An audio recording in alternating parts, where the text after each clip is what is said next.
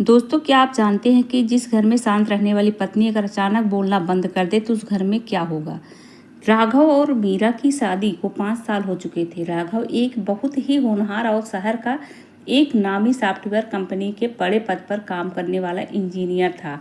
वह स्वभाव से ना दोस्तों बहुत ही महत्वाकांक्षी था और दिन रात सिर्फ अपने काम पर, बड़ी गाड़ियां और समाज में अपनी तरक्की के बारे में ही वह हमेशा सोचता रहता था।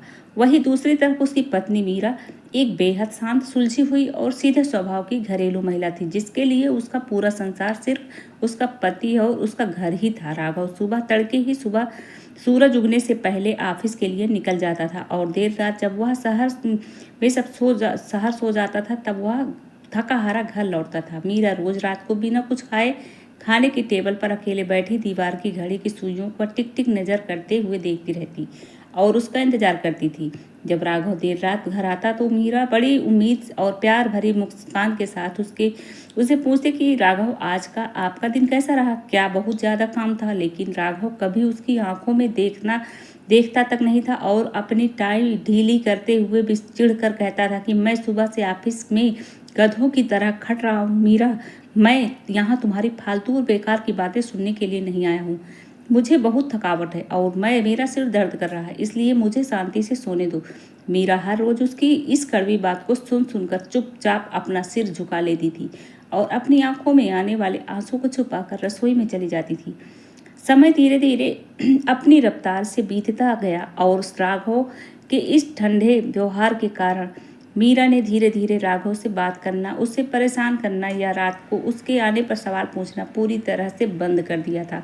अब वह राघव को कभी ऑफिस के समय फ़ोन नहीं करती, ना ही कभी शॉपिंग के जाने की जिद करती थी और ना ही कभी कोई साड़ी या गहनों की फरमाइश करती थी और ना ही कभी इस बात की शिकायत करती थी कि तुम मुझे समय क्यों नहीं देते। राघव को लगने लगा था कि मीरा अब बहुत समझदार और मैच्योर हो गई है। वह अपने इस शांत और बिना किसी रोक टोक वाले जीवन में बहुत खुश था और अपनी तरक्की की सीढ़ियों चढ़ने में मग्न था। उसे कभी इस बात का एहसास ही नहीं हुआ था कि मीरा की यह खामोशी किसी बड़े तूफान के आने का संकेत है। एक दिन राघव को अब उसके काम के बेहतरीन प्रदर्शन के लिए कंपनी की तरफ से 2 साल के लिए विदेश जाने का एक बहुत बड़ा शानदार मौका मिला। राघव की खुशी का ठिकाना नहीं था।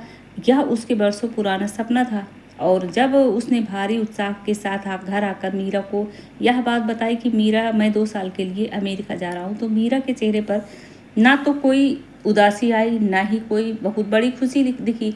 उसने बहुत ही शांत मन से फीकी आवाज़ में सिर्फ इतना कहा कि यह तो बहुत अच्छी बात है राघव, आपको आपकी इस बड़ी तरक्की के लिए बहुत बहुत बधाई हो। उसकी इस ठंडी आवाज़ में राघव के लिए कोई उत्साह या अपनापन नहीं बचा था। लेकिन राघव अपनी ही धुन में इतना अंधा था कि उसने मीरा के इस बदलते व्यवहार पर ध्यान देना जरूरी नहीं समझा। विदेश जाने की सुबह आ गई। मीरा हमेशा की तरह सुबह जल्दी उठी और उसने राघव के सारे कीमती कपड़े, बूट और उसकी ज़रूरत का एक एक सामान बहुत ही करीने से उसके बड़े से बैग में पैक कर दिया।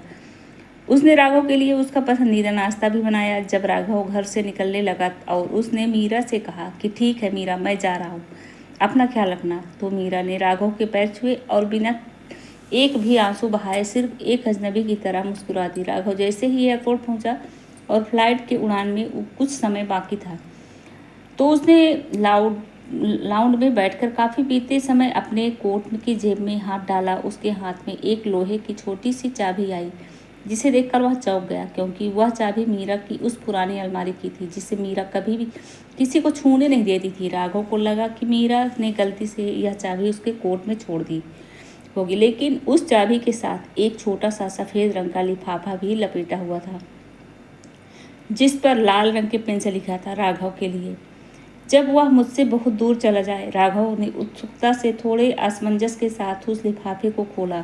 उसके अंदर मीरा की डायरी का एक मुड़ा हुआ पुराना पन्ना था, जिस पर मीरा के आंसुओं के सूखे हुए दाग साफ दिखाई दे रहे थे। राघव ने धड़कते दिल के साथ उसे पढ़ना शुरू किया। मीरा ने लिखा था, मेरे प्रिय राघव, आज जब तुम यह खत पढ़ रहे होगे तब मैं तुमसे बहुत दूर जा चुकी होंगी। राघव, आज हमारी शादी को पूरे 5 साल हो गए। इन 5 सालों में मुझे एक आलीशान मकान मिला, महंगी गाड़ियाँ मिली, बैंक बैलेंस मिला और दुनिया की हर सुख सुविधा मिली, लेकिन अगर कुछ नहीं मिला तो वह था मेरे पति के साथ उसका थोड़ा सा समय। शादी के शुरुआती दिनों में मैं हर पल सोचती थी कि तुम आज नहीं तो कल मेरे लिए वक्त निकालोगी। हम साथ बैठेंगे, सुख दुख की बातें करेंगे, लेकिन तुम हमेशा अपने काम और पैसों की अंधी दौड़ में व्यस्त रहे। जब भी मैंने अपनी खुशियाँ या अपना अकेलापन तुमसे बांटना चाहा, तुमने हमेशा मेरी भावनाओं को फालतू और बेकार की बकवास समझा। राघव, शायद तुम्हें पता नहीं है कि एक स्त्री अपने पति से तब तक लड़ती है जब तक रोती है, तब तक रोती है और तब तक शिकायतें करती है जब तक उसे उस रिश्ते से और अपने पति के प्यार से कोई उम्मीद बाकी होती है। लेकिन जिस दिन वह पूरी तरह से मौन हो जाए ना, जिस दिन उसकी आंखों के आंसू सूख जाए ना, वह शिकायत करना बंद कर दे, तो समझ लेना कि उसे उस रिश्ते से अपनी सारी उम्मीदें हमेशा के लिए छोड़ दी है। मैं पिछले 2 सालों से केवल एक जिंदा लाश की तरह बनकर इस घर में रह रही थी। मैं अब तुम्हारी इस बेहद व्यस्त और कामयाब जिंदगी में कभी कोई रुकावट या बोझ नहीं बनूंगी। तुमने पैसे कमाने के चक्कर में मुझे तो बहुत पहले ही खो दिया था। आज मैं इस घर को और तुम्हारे इस आलीशान संसार को भी हमेशा के लिए छोड़कर जा रही हूँ। मैंने तुमसे कभी कुछ नहीं मांगा राघव। आज आखिरी बार मांग रही हूँ कि अपनी इस कामयाबी के साथ हमेशा खुश रहना और कभी मुझे ढूंढने की कोशिश मत करना। यह आखिरी लाइन पढ़ते ही राघव के पैरों तले जमीन खिसक गई, जैसे पूरी दुनिया जमीन ही खिसक गई। उसके हाथों से वो खत छूटकर नीचे गिर गया। अब और उसके माथे पर पसीनों की बूंदें आ गई। उसका दिल इतनी तेजी से धड़क रहा था कि जैसे अभी सीने से बाहर आ जाएगा। उसने कांपते हाथों से तुरंत अपना मोबाइल निकाला और मीरा के नंबर डायल किया, लेकिन आगे से कंप्यूटर की आवाज़ आई, आपके द्वारा डायल किया गया नंबर हमेशा के लिए बंद है। राघव का रोना निकल गया। उसने घबरा कर अपने पड़ोस में रहने वाले शर्मा जी को फ़ोन लगाया और उसने हाथ जोड़कर कहा कि शर्मा जी, कृपया तुरंत मेरे घर जाकर देखिए कि मेरी मीरा कहाँ है। 2 मिनट बाद शर्मा जी का फ़ोन वापस आया। उन्होंने बहुत ही गंभीर आवाज़ में कहा कि राघव बेटा, तुम्हारे घर का मुख्य दरवाज़ा खुला हुआ है, घर के अंदर कोई नहीं है और मीरा सुबह ही अपना एक छोटा सा सूटकेस लेकर हमेशा के लिए यहाँ से जा चुकी है। यह सुनते ही राघव फ्लाइट के अंदर ही पागलों की तरह चीख चीख कर फूट फूट कर रोने लगा। सहयात्री उसे हैरानी से देख रहे थे, लेकिन राघव को किसी की परवाह नहीं थी। आज उसके पास शहर के सबसे बड़ी नौकरी थी, जेब में अमेरिका का वीज़ा था, तिजोरी में करोड़ों रुपए थे और उसका विदेश जाने का सबसे बड़ा सपना भी पूरा हो रहा था। लेकिन जिस पत्नी ने उसके हर छोटे बड़े संघर्ष में, उसकी गरीबी के दिनों में उसके साय की तरह उसके साथ दिया, आज वही सबसे कीमती इंसान उसके पास नहीं था। राघव को अब अपनी जिंदगी का सबसे कड़वे सच का एहसास हो चुका था कि उसने जीवन में कागज के नोट कमाने के चक्कर में अपनी जिंदगी की सबसे अनमोल और सच्ची दौलत यानी अपनी पत्नी का प्यार और अपना पवित्र रिश्ता हमेशा के लिए खो दिया था। अब उसके पास सिवाय पछतावे और अकेलापन के कि कुछ नहीं बचा था। दोस्तों, इस कहानी से हमें यह गहरी सीख मिलनी चाहिए कि यदि आपके जीवन में कोई ऐसा इंसान है जो आपकी परवाह करता है, आपसे बात करने के लिए तरसता है, आपसे छोटी छोटी बातों पर लड़ता है या शिकायत करता है, तो खुद को दुनिया का सबसे खुशनसीब इंसान समझो।